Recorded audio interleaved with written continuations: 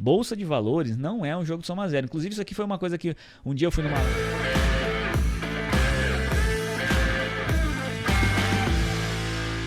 Ó, o Giancarlo mandou 5 aqui. O brasileiro acha que a matemática é que nem as teorias de Marx e Engels, de soma zero. É exatamente.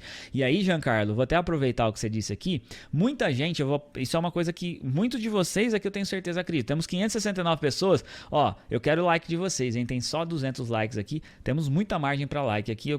Conto com vocês para dar esses likes. Muitos de vocês acreditam, né, que o mercado financeiro é soma zero. Eu conheço muita gente que até hoje acredita que o mercado financeiro é soma zero. Quando você entra na bolsa de valores, assim, eu fico mal porque se eu ganhar, eu fizer uma operação e eu ganhar dinheiro, alguém vai estar perdendo, né? Essa é muita gente, vocês já devem ter ouvido falar disso já. As pessoas falando, porque para um ganhar, outro tem que perder, né? E não é verdade isso. Na bolsa de valores, isso não é verdade. Porque a bolsa de valores, o mercado financeiro, para as próprias criptos mesmo, muitas vezes acontece de um ganhar e outro estar perdendo nessa operação. Mas isso não é uma obrigatoriedade, não é uma verdade absoluta. Muitas vezes, olha só para dar um exemplo, eu comprei uma opção de manhã, tá? Comprei uma opção de manhã, ela subiu. Eu ganhei lá 30%. Aí eu vendo essa opção à tarde para Ana Rita aqui, ó, tá? Eu vendo para Ana Rita. A Ana Rita compra essa opção e ganha mais 10%. E aí, nós dois ganhamos, eu vendi para ela vendeu para outra pessoa, nós dois ganhamos, e eventualmente essa outra pessoa é o próprio banco que fez a operação no começo. Ele vendeu a opção para mim e depois ele recomprou da Ana e fechou essa operação. E o banco nessa história, que foi o market maker nessa operação, ele não perdeu dinheiro também. Porque você vai falar assim, mas se eu ganhei dinheiro, ela ganhou dinheiro, o banco perdeu. Não, porque ele faz hedge. Eu já expliquei isso para vocês, como é que funciona a estrutura. Os bancos não querem ganhar na especulação, eles ganham no spread, eles ganham na operação, eles ganham, né? Quando eu compro a opção, ele vende lá, ele se protege do outro lado e ele não perde dinheiro nesse negócio, ele só ganha. O banco sempre ganha. Obviamente tem operações que ele vai perder, sempre, né? Sempre acontece. Mas em geral, nessa operação específica, ninguém perdeu dinheiro ali. Todo mundo ganhou nessa história. Não teve ninguém perdendo dinheiro nessa operação, especificamente. Né? Aí pode ser que aí alguém depois, esse banco vende essa mesma opção para outra pessoa, essa pessoa perde dinheiro. E aí é outra história. Mas nessa operação específica não foi. E assim não é só com opções, é com cripto, é com tudo. Quando você compra alguma coisa, alguém vendeu para você. Se alguém pode, vamos lá, eu minerei o Bitcoin há 10 anos atrás, eu estou te vendendo agora, eu saí com lucro, você vende ele com mais caro, saiu com lucro, a outra pessoa vendeu, saiu com lucro. E eventualmente ninguém teve prejuízo nessa história.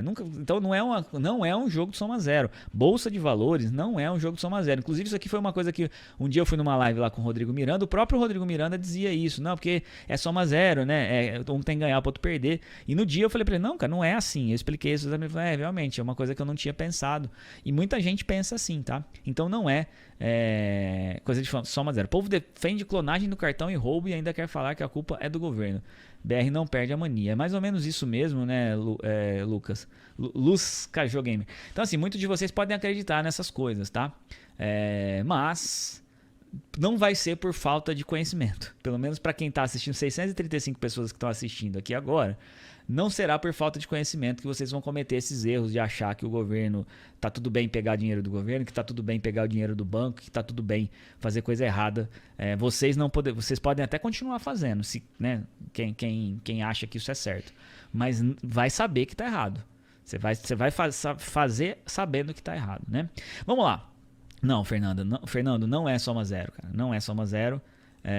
E tem um motivo mais simples, só uma coisa que eu posso te dizer que é o mais simples por que não é soma zero. Porque a bolsa de valores é um ambiente onde se cria valor. A bolsa hoje vale mais do que ela valia no passado, não é porque o preço subiu indefinidamente, é porque as empresas cresceram, as empresas deram lucro. Você está criando valor, a bolsa de valores, as criptomoedas, não é o mercado financeiro em geral, ele não é um mercado com uma quantidade de dinheiro finita. A quantidade de dinheiro ela vai aumentando ao longo do tempo, porque são criados, são produzidos. Sabe, você já ouviu falar do PIB? Acho que você já deve ter ouvido aí, você está falando que não é, que é lógico que é soma zero. Então vamos lá, vamos discutir esse ponto. Você sabe o que é o tal do PIB? do país? Você sabe me responder? O PIB é o tanto que o país produziu de riqueza. A produção de riqueza não é, simplesmente um número que aconteceu. Aquilo lá foi produção de bens e serviços e consumo que geraram um crescimento da quantidade de dinheiro que o país produziu naquele ano. É isso que é o PIB. E se todo ano aumenta, e aí o mercado financeiro é isso, né? A bolsa não é o PIB, tudo bem, mas o mercado financeiro cresce de acordo com os lucros das empresas. As empresas vão crescendo. Então, se fosse soma zero, né? Eu comprei da Petrobras. Olha só como não é. A Petrobras emitiu ações, sei lá, há 20 anos atrás. Não tinha ação da Petrobras. Ela, na época, captou lá, sei lá, 20 bilhões de reais. Aí, a gente vai lá agora e compra uma ação da Petrobras. A Petrobras me vendeu. A Petrobras perdeu dinheiro? Não. Ela vendeu uma ação, pegou esse dinheiro, usou para investir, para aumentar a empresa. Aumentou a empresa, aumentou o tamanho da empresa, tem mais lucros. Quem comprou essas ações eventualmente vai ficar com esses lucros no futuro, né? E alguém pode ter vendido essa ação para outra pessoa para outra pessoa, outra pessoa para outra pessoa, chegou em mim e nenhum de nós nesse grupo de ações aqui teve prejuízo nunca nessa história. É possível que isso tenha acontecido. Tem muitos casos que sim. Se você vai lá e vende descoberto, você não é o banco. Se eu compro uma ação de você, né, e você está fazendo um short, por exemplo, você pode perder dinheiro e o dinheiro que você perder eu vou ganhar. Nesse caso específico, sim, mas não é a maioria, nem de longe. A maioria dos casos o banco está fazendo hedge, está fazendo proteção. Então não é obrigatório alguém perder para você ganhar. Isso é mentira. Isso é uma coisa que a gente ouve, né? Isso é uma crença limitante. O termo técnico é uma crença limitante. É uma historinha que alguns grupos ideológicos nos contam para que a gente se sinta culpado em ter dinheiro, em prosperar. Né? É um discurso, eu vou usar o termo esquerda aqui porque é um discurso muito desse espectro político, né? Que acha que a gente o dinheiro tem que ser distribuído de forma igual para todo mundo, né? Sem as devidas a meritocracia e outras coisas assim, né? Que todo mundo tem que ter direito ao mesmo tanto de dinheiro e blá blá blá tal. E ali, né? O que é contra o patrão, né? O patrão é o cara mal da história, né? A pessoa principalmente aqui no Brasil, o cara que empreende, que dá emprego, que faz o país se desenvolver e tal, ele é o vilão da história. Ele está usurpando a mão de obra. E já eu tenho que ser correto com isso, porque isso já aconteceu no passado, né? As pessoas eram abusadas no passado. Ainda hoje existem casos aí de pessoas que, né, que eles falam que é análogo à escravidão, né?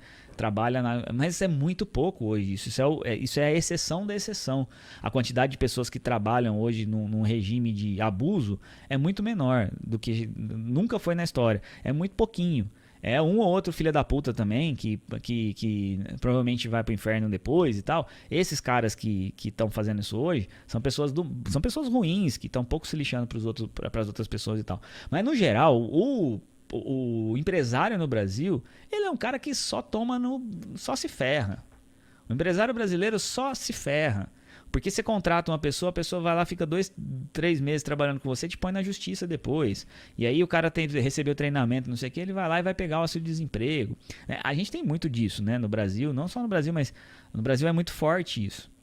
Né? E a gente tem uma cultura em que, né, eu lembro claramente disso, tanto na faculdade quanto na escola, de professores, principalmente os professores mais voltados para o lado socialista, falando, não, porque o lucro advém... Eu quero que vocês falem aí para mim. Quem já ouviu essa frase? O lucro advém da exploração da mão de obra. Manda para mim aí. Quem já ouviu essa frase aí? O patrão é quem assume o risco, quem se divida, quem corre atrás de crédito e quem tem estresse. O funcionário chega, trabalha... exatamente. É bem isso mesmo, quem já foi já. Quem já ouviu isso? O lucro advém da exploração da mão de obra. Quem já ouviu essa frase? Acontece sim, né? Mas não é a maior parte do Brasil, né, Anderson? Já vi demais. Eu ouvi isso na escola, eu ouvi isso né, eu ouço direto dos socialistas, né? Isso é uma puta de uma falácia, isso é uma mais do que uma falácia, é uma mentira, né? O lucro não, ó, minha tela até caiu lá atrás, ó. O lucro não vem da mão de obra, não vem da mão de obra, da exploração da mão de obra. O lucro vem da tomada de risco. Hoje, né? Já existiu um tempo em que o lucro vinha da exploração da mão de obra? Pode ser que sim, lá no passado, né? Na época sei lá, das capitanias hereditárias, lá era assim.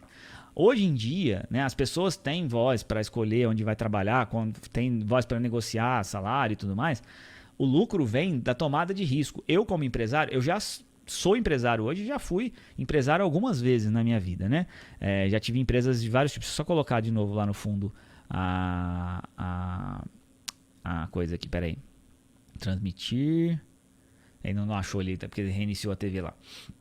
E eu já fui empresário algumas vezes na minha vida e eu posso dizer para vocês, né? A gente, quando começa a empreender, você tem que abrir um negócio, você tem que alugar um lugar, a quantidade de riscos é absurda. Quando eu tinha minha empresa em Ribeirão Preto, somando as duas empresas, a gente tinha uns 140 funcionários. São 140 pessoas.